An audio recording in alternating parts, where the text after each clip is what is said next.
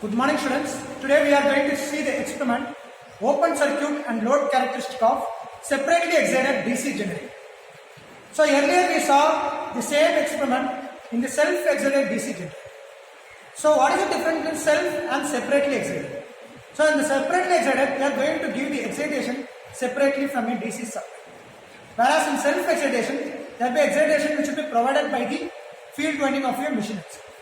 Okay, but in theoretical case, actually the separately excited machine does not have any residual voltage, but in practical experiment we can find some amount of residual voltage which is also built up in this separately excited case too. Okay, so the arrangement of the circuit is similar to your circuit diagram what you see in your manual. So here again we are using two rheostat. One is for your motor, other is for your generator. So as usual, the motor rheostat is kept at minimum position and generator rheostat should be kept at maximum position before switching on the circuit. And then we have to calculate the fuse rating. Since again here I am going to find out for load characteristic. So I have calculated the fuse rating including load which is 120% of rated current. So after finding this circuit to be found to be correct and after inserting the fuse, I just switch on this machine and I start the machine by starting the motor using a 3-point start.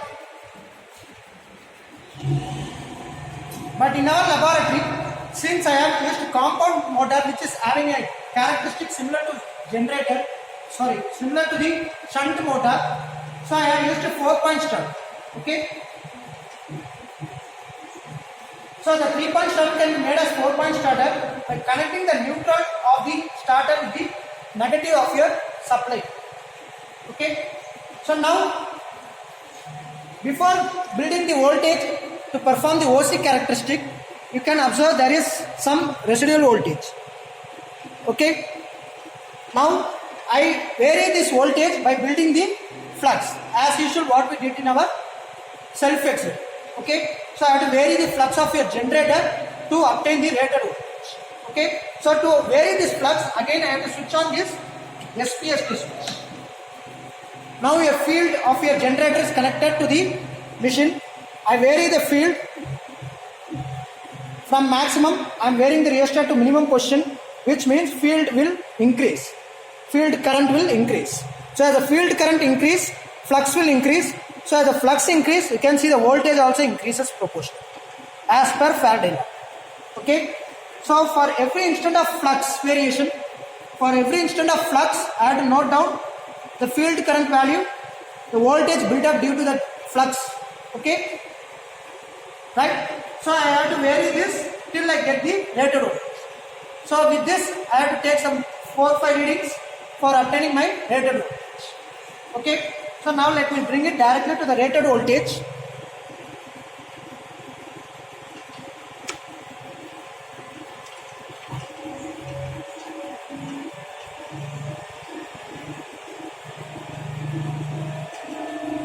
So now you can see I have brought the machine to its rated voltage of around 220 volt. Okay.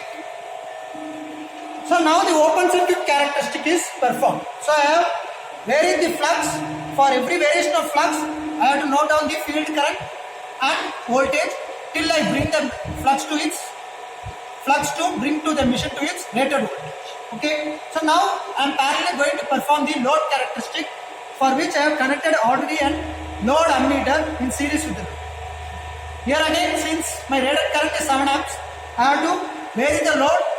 For every instant of load, I have to measure the load current, the voltage and the field current. And I have to vary the load till I obtain the rated current, which is 7 amps. Okay.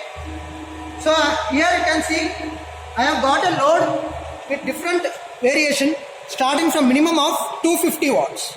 So I will go in increase of 250 watts so that I do not exceed my load current limit. Okay. So first I will switch on one load. So this load is of 250 watts capacity, for which I obtained a load current of this rating, which is around 1.2 amps. Okay, for this you can see the voltage has gone down because as the load current increase, the voltage across the generator will be dropped. Okay, and for that the corresponding field current is measured in this ammeter. So the next load I include is another 250 watts, which is totally now it's 500 watts. So now you can see the load current has increased to 2.2 amps because my load current is 7 amps. I have to observe the reading in this 10 amp scale. I have to observe the reading in the 10 amp scale. Okay, so now the rated load current is 2.2, and the corresponding voltage you can see it has reduced much more compared to the previous one, and correspondingly the field current will be reduced only slightly because it is a shunt generator.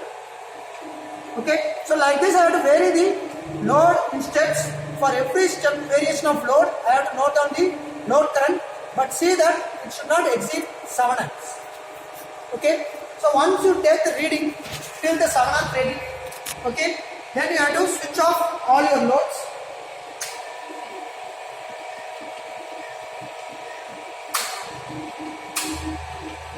And bring back the machine to its original position by bringing the field rheostat to the maximum position, and then I remove this, switch off this SPST circuit.